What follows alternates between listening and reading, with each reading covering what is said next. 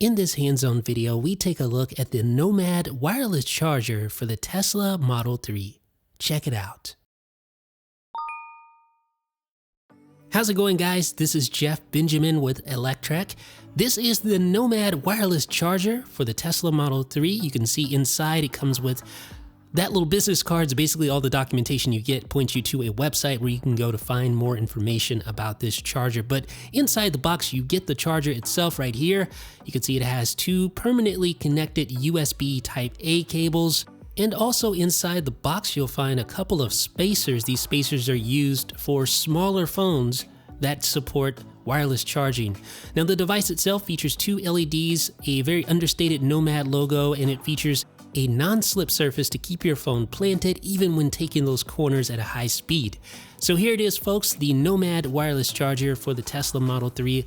Let's go ahead and show you how to set it all up. So this is what you will see when you open the center console area, which resides right beneath the touchscreen.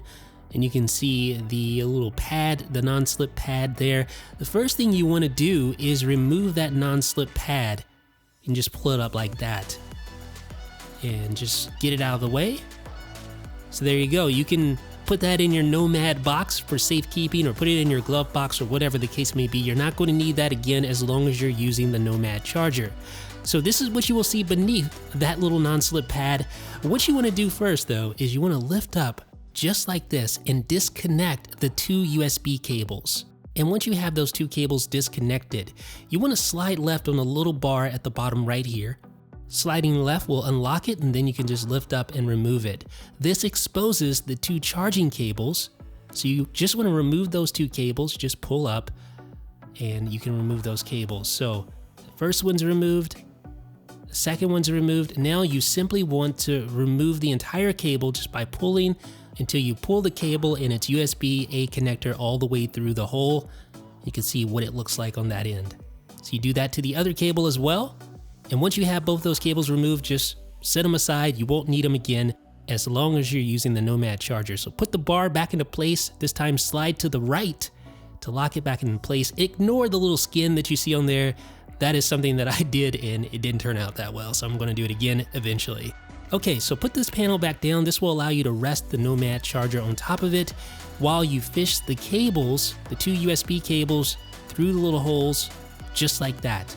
And then you just want to slide up the Nomad charger so you can allow those USB cables to have enough slack to insert into the USB port. So you can make sure they're all the way in there really good. All right, so now lift up the panel and then insert the two USB ports into their connectors, just like this. Make sure you have both. Now here's the downside to this charger. It occupies both those ports, and it needs to occupy both of those ports, at least on the latest version of Tesla software that I'm running, because it doesn't work without being connected to both. Even though Nomad's documentation says something a little bit different. In my experience, I needed both of them to connect it for my iPhone to charge. So your mileage may vary a little bit on that, but that's been my experience. We'll discuss why that's a downside in just a second, but here you can see when I place my iPhone XS Max on the charging mat, it starts charging. You can denote that by the little amber light there, and the same thing goes for the iPhone X. Both charging at the same time. Nomad says it provides 7.5 watts of power to both devices.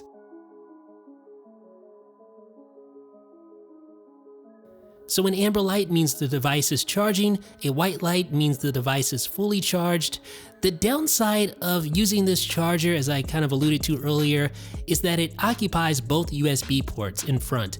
And that's a downside because music from a USB stick and the new dashcam feature in V9 relies on one of those USB ports. So here's what happens when I unplug one of the cables and I turn the car off and turn the car back on.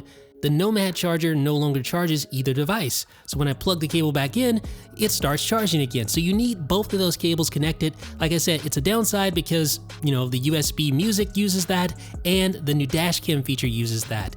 The good news is that there are some apparent workarounds that you can use, and we'll discuss those in an upcoming video. But I have to say, I really like this charger. I was able to charge my iPhone X 15% in about 15 minutes, and that's generally what I experience when charging. Obviously, don't expect super fast charging from a wireless charger in general, and that applies to this charger as well.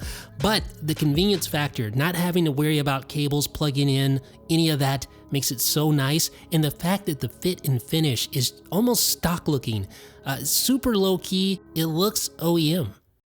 Granted, the issue with the USB ports is a big issue. Like if you want to use the dash cam or you want to enjoy music from a USB stick, you are going to need to find a workaround. Outside of the $130 price, which honestly may be a barrier to some, the occupied USB ports are the biggest issue.